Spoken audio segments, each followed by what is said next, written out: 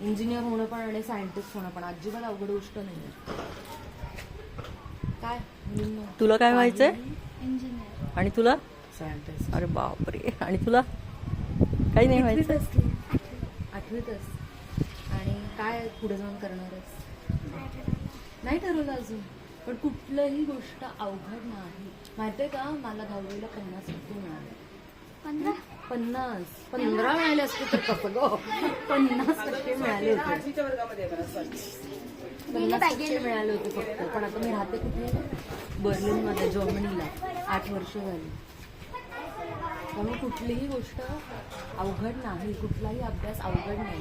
फक्त मनापासून विचार करायचा की आपण काय वाचतोय ते ध्यानीमनी घ्यायचं, समजून घ्यायचं, भूकंपट्टी करायची नाही आणि ते जाऊन लिहून यायचं परीक्षा. इतकंच करायचं. माझ्या आईला तर वाटायचं मी 10वी पण पास नाही होणार. आज माझ्या हातात काय आहे? ह्याला म्हणतात काय? वेळ. वेळ दाखवतं ना घड्याळ आपल्याला, की वेळ कशी आहे माझ्या हातात आज? डायमंड्सची. बरोबर, खरे डायमंड्स. 10वीला किती टक्के होते? 50%. अशी माझी इच्छा आहे की तुमच्या सगळ्या मुलींकडे डायमंड्स असावे, अशी माझी काय. त्यामुळे कुठलीच गोष्ट अवघड नाही आहे. हे पहिली गोष्ट लक्षात घ्यायची. देवाचं नाव घ्यायचं आणि त्यानुसार ज्याला इंजिनियर बनायचं, ज्याला सायंटिस्ट बनायचं, सगळं शक्य आहे आयुष्यात. जर माझ्यासाठी शक्य आहे हे घेणं, तर तुमच्यासाठी पण शक्य आहे. कळलं? घेणार ना? मला हवंय सगळ्यांच्या हातात डायमंड्स. सोनं नाही, चांदी नाही. काय घ्यायचं आपल्याला? डायमंड्स घ्यायचं आपल्याला सगळ्यांना. घेणार ना सगळ्या जणी? असू तुम्ही थांबा, मी काढते. अवघड नाहीये काय, कुठलीच गोष्ट अवघड नाही आपल्यासाठी. कळलं ना? प्रॉमिस ना की खूप मोठं होणार आणि सगळ्यांच्या हातात डायमंडचं घड्याळ असणार है ना. त्यामुळे स्वतःची स्वप्न एकदम डोक्यात आणि मनात एकदम स्वच्छ ठेवायची. देवाचं नाव घ्यायचं रोज आणि जे हवं ते करायचं. मनाला जे बरोबर वाटेल ते करायचं आणि शिक्षकांचा भयंकर आदर करायचा. भयंकर. जे सांगतील ते ऐकायचं. हा, सगळ्यांनी ऐकणार नाही एवढी एक गोष्ट. आणि मग सगळे मला भेटायला येणार ना जर्मनीला. सरांकडून माझा नंबर घ्यायचा, कुणाला तिकडे शिकायला यायचं असेल तर. काय, मी सगळी मदत करणार आहे. काहीही लागलं, कधी फोनवर बोलावं वाटलं तर मला फोन करा. मला विचारा की ताई हे आणलंय, हे कसं करायचं, मला हे करायचं, मी हे करू शकते का, असं जर प्रश्न पडले तर मला फोन करा. मी नक्की सांगेन तुम्हाला. आणि सगळ्यांनी यायचंय जर्मनीला, बाहेरच्या देशात. आणि सायंटिस्ट व्हायचंय, इंजिनियर व्हायचंय. काय, किती पण टक्के पडू देत, सगळं शक्य आहे आयुष्यात.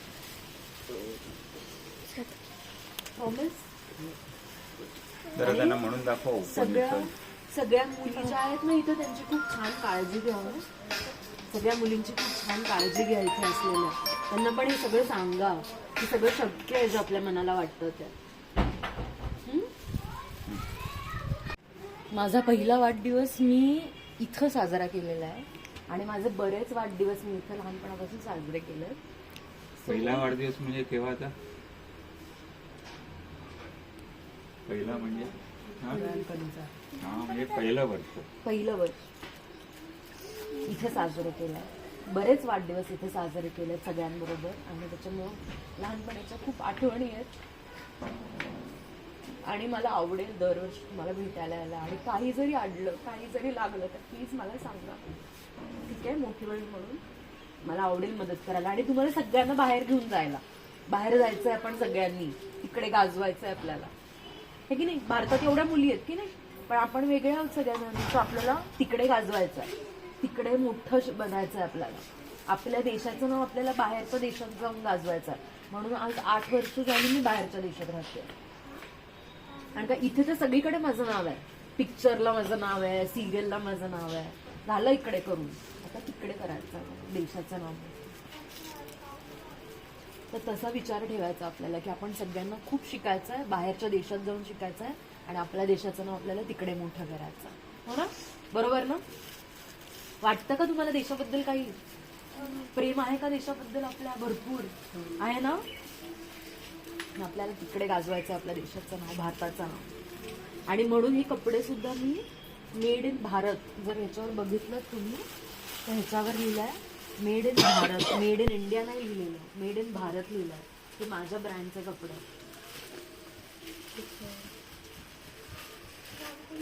तर आता माझी अशी इच्छा आहे की जगभरात लोकांनी आपल्याला मेड इन भारत म्हणून ओळखावं, मेड इन इंडिया म्हणून नाही. म्हणून मी कपडे मेड इन भारतच्या नावाने बनवते. छोट्या छोट्या गोष्टी असतात पण त्या खूप महत्त्वाच्या असतात. त्याच्यामुळे तुमच्या सगळ्याच्या मनावर कायम विश्वास ठेवायचा, आपल्या मनावर आपल्याला काय वाटतंय ते, आणि ते बरोबर आहे का चूक ते सांगायला हे लोक आहेत. बरोबर ना? आणि प्रत्येक वेळेस आपल्याला वाटत असतं ते बरोबर नसतं, कधी कधी खड्ड्यात पण पडू शकतो. सो असं अति कॉन्फिडन्स नाही ठेवायचं, पण थोडासा कॉन्फिडन्स ठेवायचा. कळलं? श्रावणी 10वीला चांगले मार्क पाड बाळा, इंजिनियर व्हायचं तुला काय, आणि तुला पण मुलं सायंटिस्ट व्हायचं म्हणजे व्हायचं. बाहेरच्या देशात माहिती 2 लाख रुपये मिळतात महिन्याला सायंटिस्ट व्हायचं असेल तर. व्हायचं असेल तर, झाल्यावर नाही, व्हायचं असेल तर. किती मिळतात? 2 लाख महिना.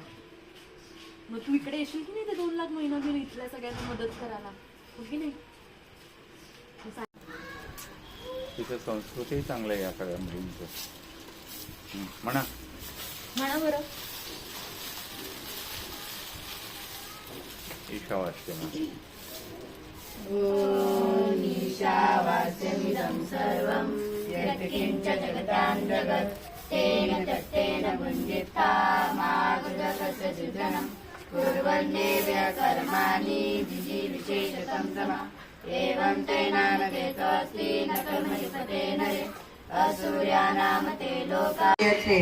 My name is Rebuna Pawar. At first, I wish you all a very happy Republic Day. Today is 26 January and we are celebrating 76th Republic Day. Republic Day is National Festival of India.